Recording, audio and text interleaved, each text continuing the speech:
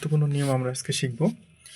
So rule number ৩, কোনো সেন্টেন্সে যদি দেখি নাও, রাইট নাও, এর অর্থ হচ্ছে এই মুহূর্তে, at present, at this time বা মোমেন্ট, অর্থাৎ at this time or at this moment, today, this session, this year, still, day by day, gradually, rapidly, year after year ইত্যাদি উল্লেখ থাকলে এবং বর্তমানে কোনো কাজ চলছে বোঝালে ভার্বটি প্রেজেন্ট কন্টিনিউয়াস টেন্স হয়।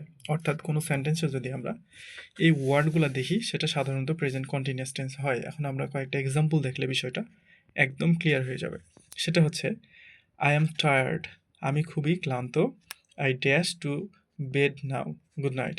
তাহলে এখন আমাকে ঘুমাতে যেতে হবে।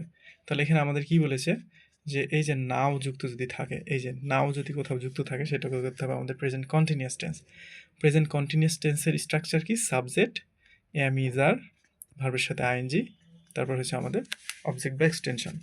সো এখানে আই হচ্ছে ফার্স্ট পারসন, আই এর সাথে আমাদের যুক্ত হবে এম, এবং এখানে আমাদের ভার্বের V1 আছে এবং তার সাথে যুক্ত করতে হবে আইএনজি। সো মোস্ট অ্যাপ্রিফিয়েট অ্যান্সার হচ্ছে আমাদের am going, I am going to bed now. তাহলে এটা আমাদের প্রেজেন্ট কন্টিনিউয়াস টেন্স হয়ে যায়। সো এখানে সঠিক উত্তর হবে এম গোয়িং।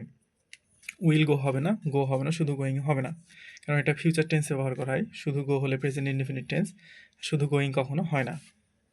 এরপর আসছে আমাদের ডক্টর রিদওয়ান ইজ বিজি। তাহলে doctor Ridwan is busy, he dash a patient right now, সে এখন একটা রুগী দেখছে।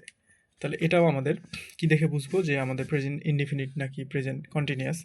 সো এখানে আমাদের দেওয়া আছে রাইট নাও, আর আমরা জানি রুলস থেকে রাইট নাও যদি যুক্ত থাকে সেটা হবে আমাদের present continuous tense. So present কন্টিনিউয়াসে যদি কনভার্ট করি তাহলে আমাদের আগের স্ট্রাকচারই থাকবে, আর হি এর সাথে হবে আমাদের ইজ, এবং হচ্ছে রুগী দেখা, তাহলে সি এর সাথে যুক্ত করতে হবে ING. He is seeing a patient right now. এরপর আসছে আমাদের I dash a letter to my sister now.